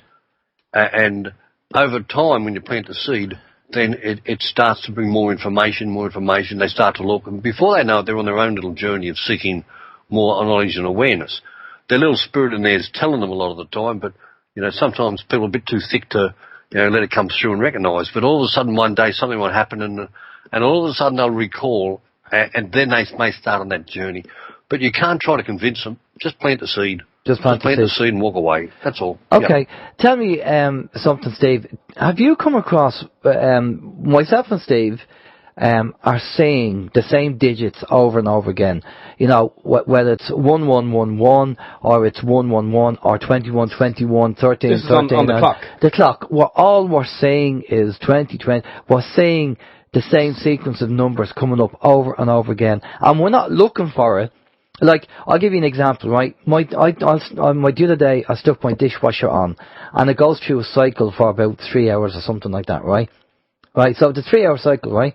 About 2.5, 3 hour cycle. And I walk in at that particular time, and on the actual clock was 111. And now, in that 3 hour period, I happen to walk in and I look at it and it's 111. And even now and again, I'm watching the time, and it just so happens the time might be 2121 or 2020 or, have you heard about this, and do you know what's going on? I've heard about it, and even the same as I'll wake up in the morning at a set time exactly. And I'm talking about 3 in the morning, 3:30 or a particular time. But it'll be constantly the same time. Instantly, I wake up, look at the clock, and it's the same time. Why? I have no idea. I have no idea.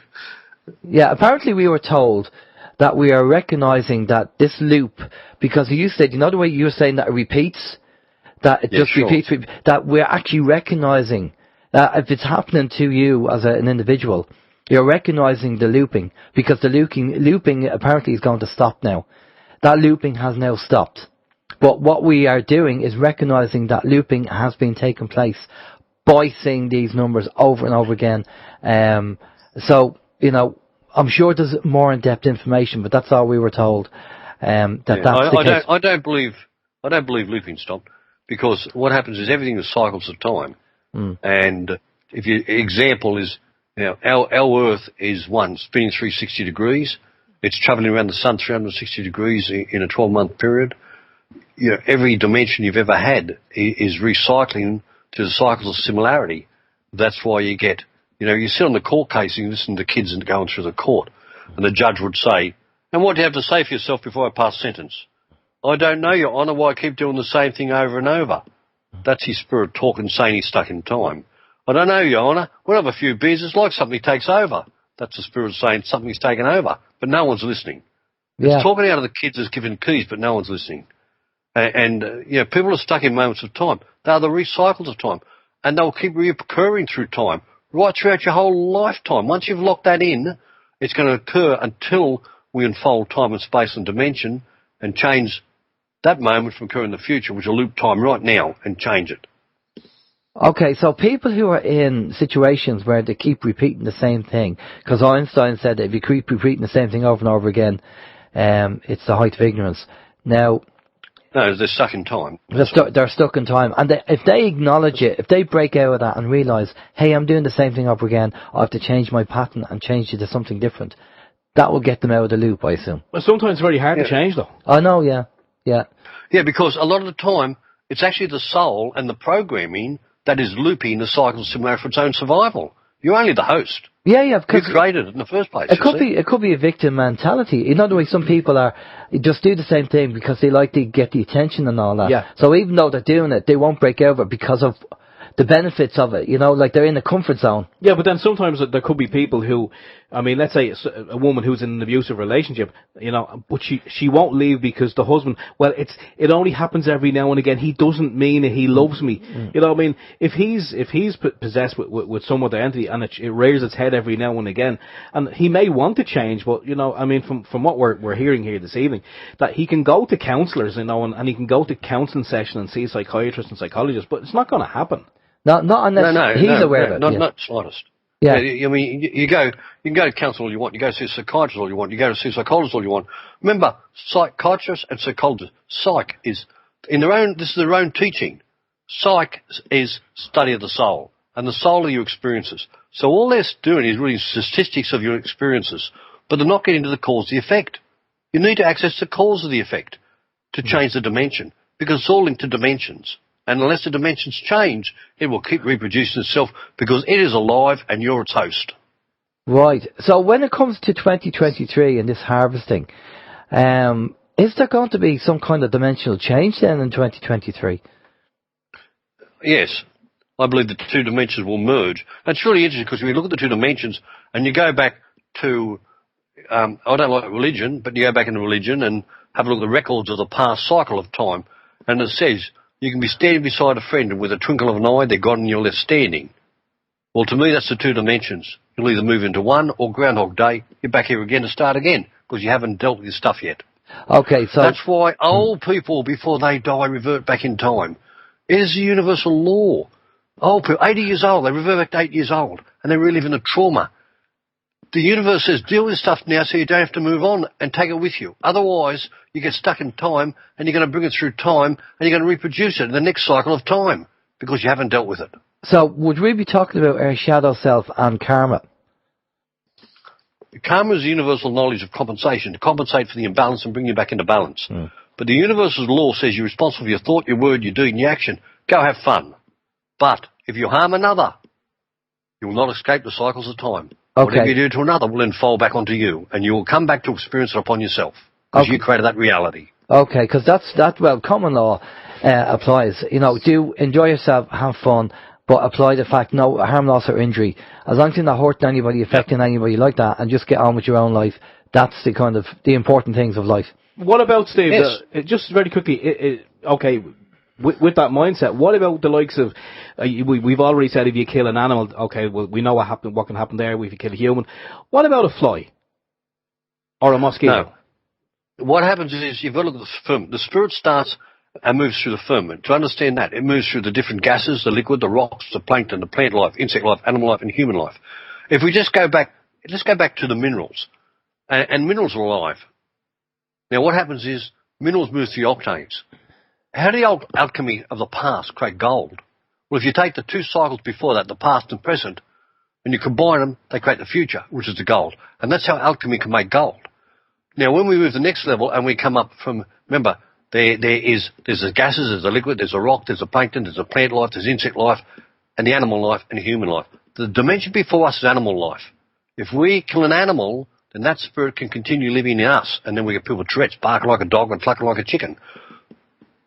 Right. Insect life is beyond that. No, it doesn't affect our dimension. It's only a dimension below us that affects us. Right. Okay. So the dimension below us. So if we go into a supermarket and buy meat, are we taking on the energy of that animal? Now, there's two phases again. If you go and you buy organic meat and you buy, farm fresh meat where the animal's been grazing, then the animal's had a good life. Now it comes to the death of the animal. How'd they kill the animal? You see, in Australia, we used to sell meat. We used to send meat to the Middle East. They won't take any meat killed in the Middle East. It has to be live, so they can slit its throat and they can release the spirit. But even the Middle East now is not doing kosher. It's not doing it correctly. Some are, but a lot of them aren't. So therefore, if you kill the animal and without permission or ready to go, then that spirit, the animal, can jump you. You go and back in your research and you find the amount of guys that were killers in the abattoirs, putting the ramp set in the animals, end up in mental institutions because the amount of animal spirits they take on. Now let's take the meat. If the meat is, and that animal is traumatized in the way it's brought up, take your chickens in cages that never get to move, never get to turn around, they're stuck in a cage and they just settle, eat and lay eggs. What physical harm, what physical trauma is in that animal that's going to be passed into the egg and passed into what you eat? What physical trauma is put into the animal at death that's, look at some of these pig pens where they've got these pigs in a little pen, they can't move, they just fatten them up, eat them and kill them. What's in the meat of the trauma that's in the meat that you're buying that's gone through that process. Yeah, it's the factory farming versus the organic grazing farming. Correct. I think we have to. And plus, the one thing I heard in nature, when the indigenous tribes were in tune with nature, that the actual animals would volunteer one of themselves, part of the understanding of nature, volunteer one of themselves to be used for food. And, and this is when everything was in balance. And I think that's why I say, although, Steve's a vegetarian, I'm a carnivore, it's, the meat, it's done, things are done differently now, and you don't know what you're eating. But again, I try and look for organic as much as I can. If I am looking for proper farmers who are doing proper meat and not the whole factory stuff, I wouldn't be into doing that at all. Okay, well, that's interesting to kind of know about that and the spirits and stuff Well, like that. if you also understand an Aboriginal culture, and I'm talking about past Aboriginal culture, because since stolen generation has been created, then the knowledge from father to son, from community to community, passing down has been lost. But originally, and this will still take place in some of the communities, where they'll sit around the dream time at night. And through the dream time, they don't speak, they put out the spirit of the animal. They communicate with the spirit of the animal, and they ask the spirit of the animal to donate itself. And the next day, there's the animal, there's your lunch. The soul is in fight or flight, but that spirit donated its vehicle. That means it moves to a higher octave. In other words, it can come back as an eagle, it can come back as a horse, it can even evolve up into a human. Right. Free will choice. Well, the other thing there I meant to say earlier on about the thought process and putting it out there. Steve, you do that on a regular basis with your car parking space, don't you? I do. I put it out to the universe, and I have done it for a long time. Since I watched The Secret a couple of years ago. Every now and again, if I'm going somewhere and I want a car park space, I visualise it as that it's going to be there, and I have to say, 9 times out of 10, it is there. And if it is the case that we are changing and then manifestation abilities are actually heightening, it means we have to be careful what we ask for, because we might end up getting it, literally. Yep. And we have to be careful, because if we're going into a different dimension, I mean, would they talk about the 4th and 5th dimension and this transition into it? And if apparently we are going to go into these dimensions, then the whole idea of manifestation is going to happen quite quickly. So we have to be careful. What this dimension that's coming in, and we have a few minutes there before we finish up there, Steve. This dimension that's coming in 2023, is this going to be good or bad for us? And who decides to go over to the new, let's say the new dimension, a new Earth? Who's going to decide on that? Well, okay. I believe the law itself is the universe's knowledge, and it's a very intelligent being. Now, I'm just going to give you a little example here of something. 100 years ago in Australia, you could go out and you could shoot Aborigines. You get an Aboriginal hunting licence, you go for a quota for the weekend, and they're classified as vermin. So people go out and shoot Aborigines. Now, those Aborigines were shot are in your field. Now, when you die, you've got these black Aborigines, they're in your field, you're a white fella, they're in your field. When you die, the universe steps in, and the universe says, hey, white fella, you like shooting a black fella? You better come back to the black fella. So now what happens is you're born into a black body, but those spirits are in your field still. You have a few beers, your defences are down. They can take over, make a pick a fight with someone, get your head bashed in, thank you. You're not drinking. But someone else's drinking comes into your field, they can jump that body, because the defences are down, and use that body bash to daylight. There's a lot of violence in our communities today because of what took place over 100 years ago. You have a lot of white spirits in black bodies, just as you have black spirits in white bodies. Look, I've had men on the table, black as the ace of spades, past life. One's a Scotsman, one's an Irishman, one's a light horseman. Wow. You're the body you need to learn the lesson from. Well, I can understand when we say you have to, sort out your karma before you move over, because, and deal with your shadow side. That has to be done. But Steve, we've reached that time. A big thank you for coming on. Brilliant information as usual. Very, very interesting. I hope people learned an awful lot from that and do the research and check it out. I'm going to pass you over to Steve. I know you're going to be coming over here to Ireland, so I'm going to pass you over to Steve, and Steve's going to get all your contact details and let Steve know exactly when you're coming over and what your plan of attack is. So thanks again for coming on, Steve. Yeah, I want to say Thank you. thanks as well. It's been very, very interesting, and we do know it is an ungodly hour over there at the moment in your part of the world, so thank you for every minute that you've given us this evening. We do have the website very quickly, Holographic Kinetics, geez, I'm pronouncing it wrong, holographic-kinetics.com is the website. Is there any other portals where people can find out more information, Steve? No, www.holographic-kinetics.com, and we will be in Ireland teaching between the 12th and 18th of April, and we'll be in London teaching the 31st to the 6th of April. And just out of curiosity, what part of Ireland will you be in? North, south, east, west? Dublin. Dublin, okay. Dublin, okay. The city centre. And if people want to do they get tickets? Where do they go to buy tickets if you want to see it? And what it is, I have to kind of, what we do is, I'm only going over to teach. I've got people who have inquired about teaching, because I said, we're now in 42 countries around the world. We teach people how to make massive changes. So we'll be there teaching. We won't be doing seminars for the public, just purely simply for students. Okay. Years ago, I used to do a lot of seminars for the public, but I just don't have time anymore. It's just so flat out in people wanting to. A lot of time people have sessions, and then after a session, they just want to learn this because there's nothing like it. It's unique. It's unique.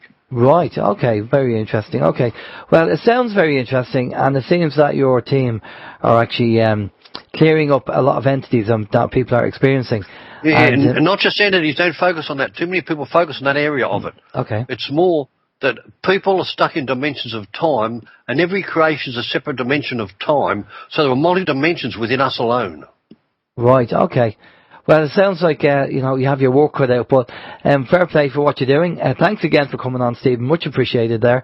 Just stay with us there for a minute, Steve. We're going to go off to a musical break, and we'll be back after this.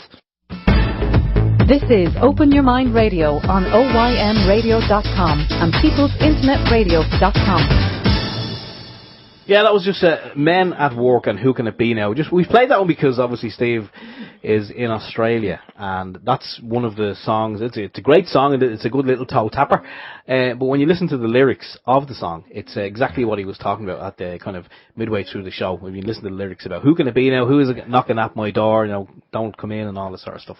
Excellent stuff. Yes. I actually got to the end of the show without being too hoarse, which is not too bad. Right, one of the questions that we got in for Steve was the quantum program. Are we in a holographic matrix? And to be honest with you, we've heard this before, and I think we are. The more I start kind of looking into this, in all honesty, and study it, the more I feel that we are in a program. Now, how much of that program is free will and how much is predetermined, I don't know. It's quite interesting to contemplate. But I do believe, the whole idea, if you look at The Secret, if you remember The Secret came out a few years ago, and if people haven't read the book or seen the DVD, I recommend the DVD anyway. Go and watch The Secret and see what you think, because the time The Secret came out, I was at home, and Oprah Whitney was on the TV. Now, I don't watch TV, but for some reason, my TV was on, and I happened to walk in the room at that particular time, and Oprah was on talking about The Secret. And I thought, this is fascinating, this information. And then and that was on the Wednesday. And on the Wednesday night, I was saying to myself, how can I get a copy of The Secret? So it just so happened that a copy of The Secret came into my zone. And then I found out, and I had this, and I said, I'm going to have to give a lend of this to Steve's wife. So I went down on the Thursday to Steve's wife. I don't know whether you remember this, Steve. I remember. I do, right? actually, yeah. You remember? Alan went down and gave it to my wife. I went down and gave it to his wife, and then I gave her the DVD. And so I gave her the DVD, and she said to me, I was just thinking of that DVD, and all of a sudden you're at the doorstep with the DVD, right? Now, do you tell them what happened on the Friday? What happened on the Friday? Was I there? Yeah. Okay, I'll tell you what happened. You said to me, well, this is what you said to me, right? On the Thursday night, you watched the DVD, the two of you. Yeah. And you said, you were in bed together, and you said... Is this suitable for the... Yeah, it was suitable. And you said, will we give it a go? by watching, so they watched the DVD and they were doing the positive thought and putting the vibes out there, and you and your missus said, we'll give it a go and put the thoughts out there, you know, and see what happens. So then then you contact me on the Friday, and you said to me, you won't believe what has happened in work. And I said, what happened? Well, you said, you know, you've been in your job for a few years and nothing really changes much. Yeah. But on that Friday, there's a girl that, I think she left the job, and your boss called you in and said, she's left and we're going to give you a pay rise. That's right. Yeah? That's right. right. Yeah. Right? And you said, that was just so uncanny because for years in the business, nothing changed. And then on Thursday night, you happened to be lying in bed, thinking positive thoughts and all that kind of stuff. And then on Friday, that happened. That's right. Yeah. So I'd actually forgotten all about that. Mm. Yeah, I got a reallocation of a job. I mean, I'm still doing the same job, but I was doing another aspect of another job now, and there was a few extra shekels in the pay packet. That's right. Yeah. Yeah. But it does. I mean, some people say the secret doesn't work for them, and that's fine.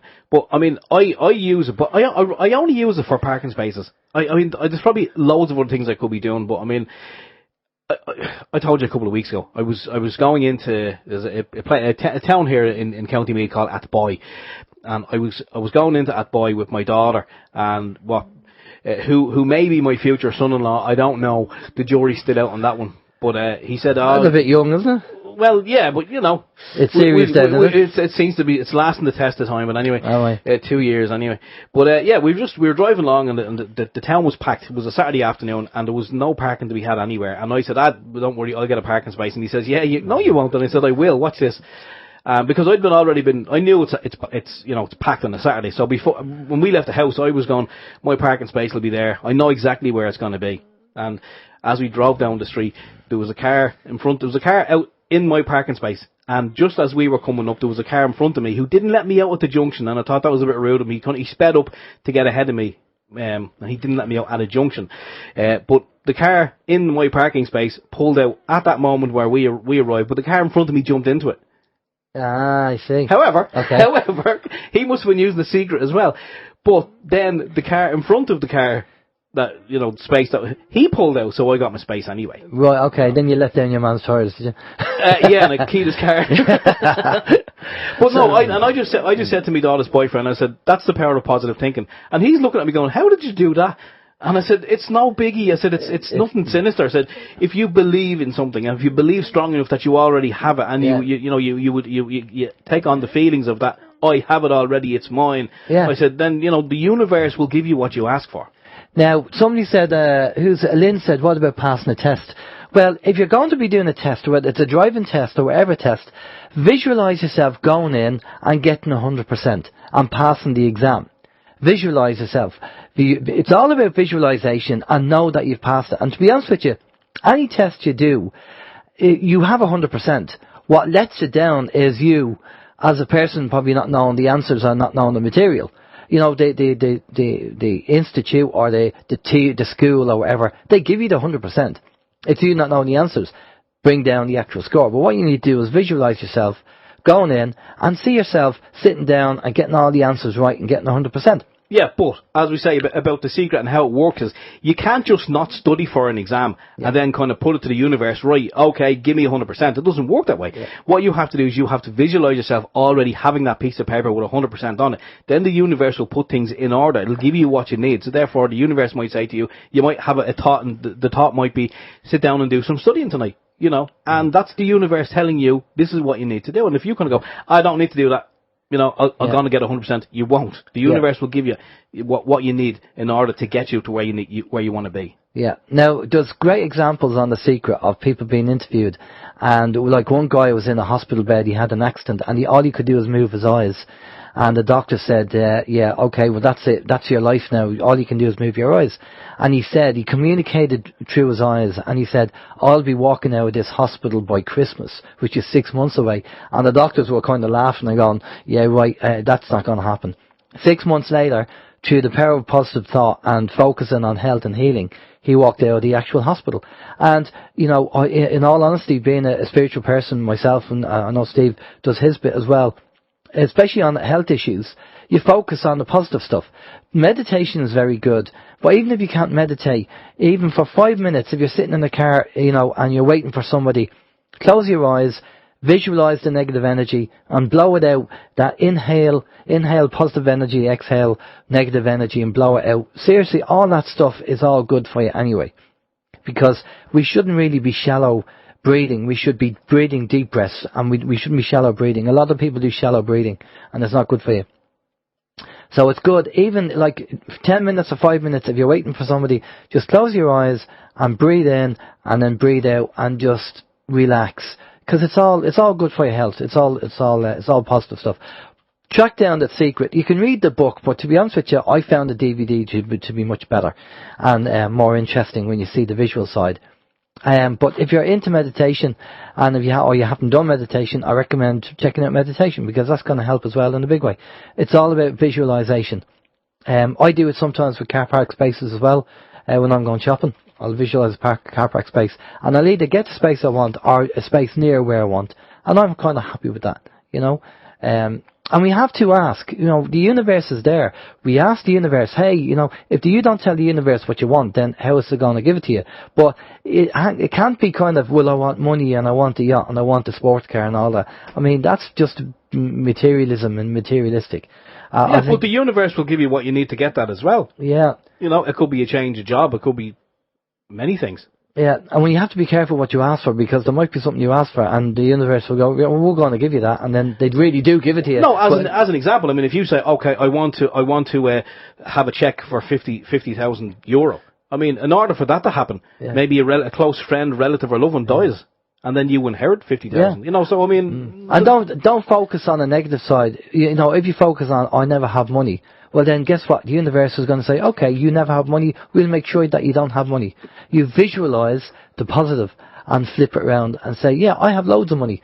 That's the whole idea. Even though you don't, you visualize it and you feel that you have the money. That's all. You need to look at The Secret anyway. But we need to go. Okay, next week we have Harry on, the Cloud Buster. Harry, we've asked him to come back on because of all this bad weather we're having. We have to understand what's going on with the translators and why we're getting it and all that kind of stuff. So we're going to have a chat with Harry next week and find out about that. From myself, Alan James, take it easy. I'll visualise my throat being better and my cold gone. Alright, from myself, Alan James, take it easy. Have a great week. Catch you later. Bye bye. Okay, yeah, it's been a great evening's entertainment, I have to say. The clocks went forward as well here, so we all had 1 hour less in bed. So home to bed now for me. Okay, stay tuned if you're listening on People's Internet Radio. Barry Prince is up next with The Big Puzzle. Looking forward to that. And we'll catch you all again, same time, same channel next week. Until then, take care. Bye-bye.